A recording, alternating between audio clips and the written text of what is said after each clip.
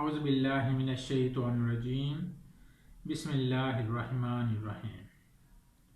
میرا نام حکیم محمد الطاف، مستند گورنمنٹ طبیہ کالج بہاولپور۔ السلام علیکم ورحمۃ اللہ وبرکاتہ۔ آج کا جو میرا موضوع ہے وہ ہے چٹنی مقوی قلب۔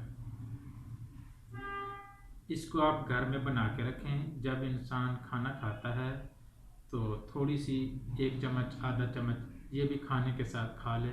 یہ دل کو طاقت دیتی ہے، مقوی جگر و قلب ہے، بے حد خون پیدا کرتی ہے، سینہ اور دماغ کو رطوبات سے صاف کر دیتی ہے، بھوک لگاتی ہے اور ہاضمے کو طاقت دیتی ہے، ریا کو تحلیل کرتی ہے، پرانے دستوں اور کثرت بول کے لیے بے حد فائدہ مند ہے۔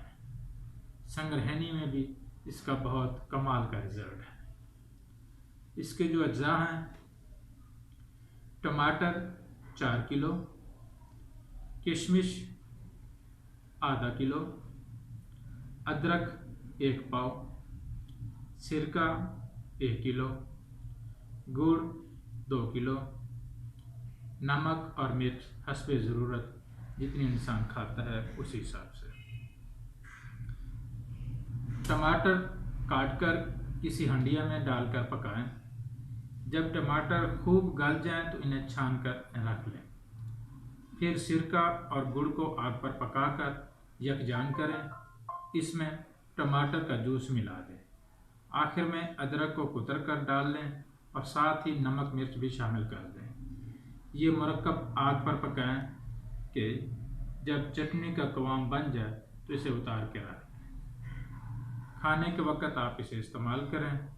اس کی مقدار خوراک 10 گرام تا 50 گرام ہے۔